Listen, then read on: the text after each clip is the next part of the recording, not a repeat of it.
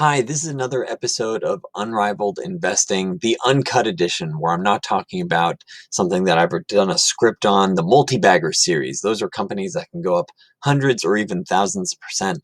This is the uncut edition where it's more of a conversation. I'm sharing what's on my mind, something that's interesting, maybe something that happened that day, and I'm just sharing it with you. So let's go. This is uncut episode on Livongo. What is going on with Livongo stock? The ticker is LVGO. So here's the disclaimer. Read it on your own time. And so what am I trying to bring to you in terms of value with this channel, with these videos? The first is I'm trying to find companies that can go up hundreds or even thousands of percent over time. I'm looking for multi-baggers. The way to do that, in my opinion, is to find companies that have an unrivaled value proposition. What's that mean? Means you offer something that no other company offers. Or if some other company tries to offer it, you beat them on either quality or price or service. You have something special about your company that other people can't get, customers can't get elsewhere. So they keep going to that company. It's unrivaled. The next aspect of these videos is that I'm trying to share my journey. These aren't just videos about, like, hey, I think this stock's cool. I'm going to make a video about it and maybe try to generate some ad revenue. No, that's sort of what you see a lot on YouTube. What I'm trying to say is I have skin in the game on these things. I'm going to be reporting, whether or not I like it, what's the analysis behind it. And if you want to dive deeper into like what I own, you can see that. You have to go to unrivaledinvesting.com, go see my journey. But the difference here is this isn't just random stock analysis. This is actually skin in the game. My last video was about this, where I was talking about my personal performance, my personal portfolio performance in the first half of this year. And in the spirit of skin in the game, my cost basis in Livongo is around $23, and I was buying it back in March earlier this year. So what has been going on? I mean, holy moly, look at this price. I mean, this was March, and since then it's gone up like to nearly $110. It is just straight up. It is bananas. Literally 4x in a couple of months. I mean, this is not normal. And it sort of forces you to ask, like, what is driving this? Like, is Livongo's earnings 4x greater, over 4 months? Is its valuation, did they announce a dividend policy that's 4x? Like, what is driving this that warrants this sort of behavior?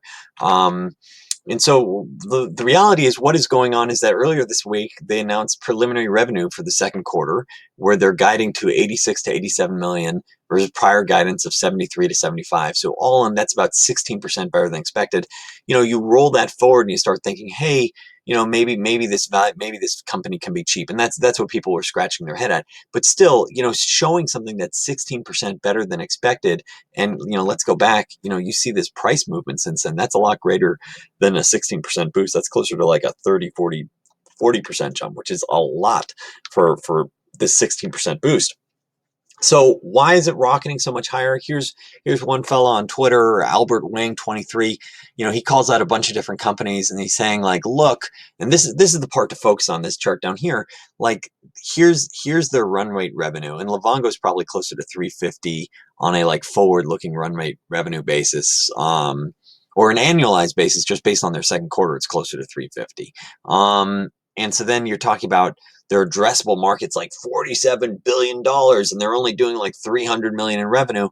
Like, that's a teeny tiny penetration. That means this company has like so much room to grow. There's so much upside. Like, pump this up. And that's what you're seeing. You've seen this get pumped up because of the logic of like, hey, there's this big addressable market. That means there's a big opportunity. Livongo might be unrivaled, so that means they can tap or get a disproportionate share of their opportunity. And you can keep in mind, you can see my video about Livongo. That's one of the first videos I made, where I'm not like pumping the stock or talking about the stock. I'm just saying, like, hey, I own it. Clients of Unrivaled Capital own it, and like, here's their story. Here's what's their value proposition. So if you want to get a little more educated about the company, you can go there. But this tweet that Albert Wang's talking about, I think is exactly right. You need to have some sort of promise or story to drive a company like this, and that's what's going on right here. You have big addressable market, you have fast growth. That means they're taking that market, and oh my goodness, look at this wide open territory for you to capture. But the reality is, if you're going to invest, you need to be able to answer this one question, which is, what is going to drive my return, and what's driven my return historically? Like, for example, I was just talking about, like, this thing has gone up. Livongo stock is up 4x in just a couple of months. What's actually driving that? Like, as an investor, even a speculator, you need to think like, oh, if I'm buying this, I'm banking on fundamental growth, or I'm banking on valuation expansion. But you need to think about, like, you need to think about what you're underwriting when you're buying into this, because there's a couple of different variables, and the reality is investing isn't so simple as like, hey, you can just buy something that's always going to be the fast grower. What happens if expectations get ahead of you? So that's something for you to think about. But let's talk about an optimistic case. This is not a case that I used when I underwrote the investment in March. This is just like, hey, let's just do pie in the sky. This is not something I believe will happen. Let's do a pie in the sky analysis of what they could look like. So here's a crazy growth scenario. I don't believe this. Around $110 stock price means around 11 billion market cap. 2020 revenue might be around 350 million. So a good growth rate. And let's assume, so this is where the pie in the sky starts coming in. Let's assume they grow to 2.7 billion in 5 years. So that is incredible growth. Like, just for the record, 2019, they did something like 170 million. So that would be more than 10x in like 6 years. So like super duper fast growth. And keep in mind, this is like forward looking, 5 years out, and it's based in 5 years out from the 2020 revenue. So a 50% revenue CAGR, 7x in 5 years from the 2020, revenue outlook. And then let's assume, keep in mind, the company's currently around break even. Let's assume, given that they do have good gross margins, that they're able to ramp up profitability, and that their operating margins are closer to like 35% in the future. That would imply on 2.7 billion in revenue, that would imply like 700 million in profit. And so then, like, oh my goodness, this company has gone from break even to 700 million a year in profit, and then slap on a multiple. And that's something for you to be thinking about. If you're going to be buying the stock, you need to be thinking about, like, hey, what's the end multiple 5 years out that'll be reasonable for a company like this? Because it's probably not going to be growing at 100% a year forever. At 30 times, that might be rich. That might be cheap. Something for you to think about. And 30 times multiple, that gets you about nearly 100% upside in 5 years from now, based on where the stock is around now. These are all approximate figures. And keep in mind, this is like a pie in the sky, like, optimistic scenario. And keep in mind, if you're looking to play the game, you might have a completely different game. Your game might be like, hey, I'm hoping to, like, buy this and sell tomorrow, or day trade. That's not what I'm doing. I'm trying to play, like, more than a zero-sum game. If you're playing valuation games, you're hoping to find someone else. It's a greater fool theory. Maybe I can find someone that'd be willing to pay a higher valuation. That's not the game I'm looking to play. I'm looking to play a game where there are multiple winners, where we're all owning part of a pie that's growing over time. And that's Livongo is a company that's growing, but you need to think about that valuation component when you're underwriting this. And there's a lot of scenarios that are a lot less rosy and results in lousy returns over time. And that's part of the reason why I actually trimmed my position recently. Now keep in mind, it can keep going higher. In the short term, the valuation, people might go, pump this up. This can just keep going higher. Maybe it goes to $200 a share. In value, in the short term, you can have crazy valuation swings. What you need to focus on as an investor is, what are the fundamentals doing? And, to that point, Vitaly Katsenelson, he tweeted, Microsoft was a great company in 1999. It's still a great company in 2017, but it would have taken you 18 years for you to break even if you bought it in 1999. And that's actually a super interesting case, because if you had, and I talked about this in my video, The Incoming Crash, and you can check it out here on YouTube. But the key point is that, as an investor, there are three things that drive your return. And this is like the $1 trillion secret to building wealth in the market, is that you have to understand these three different components.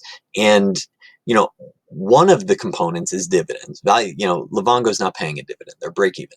Another component is fundamentals, and Livongo has that in spades. They're growing at like 100%.